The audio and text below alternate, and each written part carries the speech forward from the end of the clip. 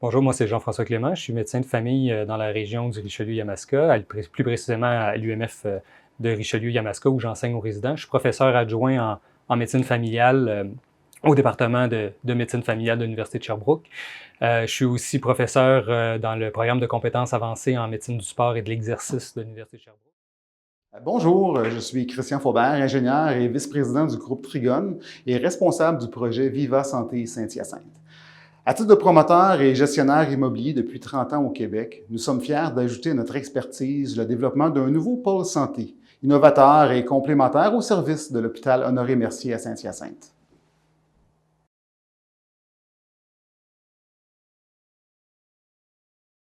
Bonjour, je me présente, Marc Pilon, urbaniste de la firme Apur Urbanisme Conseil. Je suis consultant depuis 31 ans. J'ai fondé Apur Urbanisme Conseil il y a plus de 28 ans.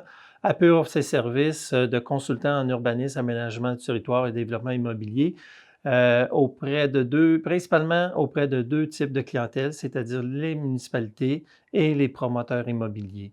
Donc, évidemment, on a développé au cours de ces 28 belles années une expertise toute particulière dans les projets de redéveloppement urbain ou d'insertion urbaine.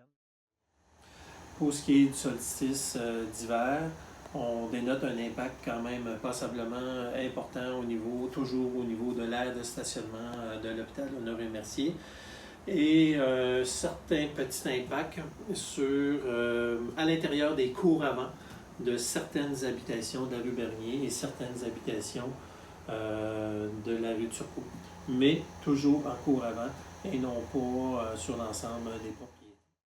Bonjour, je m'appelle Éric Séguin, ingénieur en transport, circulation et sécurité routière chez CIMA+. Notre firme possède une grande expertise en planification des déplacements et au cours de ma carrière, j'ai réalisé plusieurs dizaines d'études d'impact sur la circulation pour divers promoteurs de projets commerciaux, résidentiels, institutionnels, et ce, dans la grande région de Montréal, mais également dans le reste du Québec. Il est donc raisonnable de considérer qu'une partie des déplacements va se faire à pied entre ces deux sites.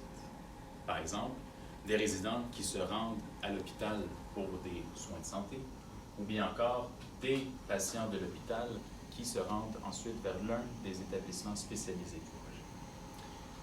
Une étude de circulation complète sera ensuite réalisée pour confirmer. Je me présente, je suis Alain Lafont, architecte. Je suis architecte en pratique privée depuis 31 ans. On a développé le concept en prenant soin d'intégrer un bâtiment de ressources intermédiaires, des logements pour les professionnels de la santé et d'amalgamer ces typologies architecturales dans un ensemble.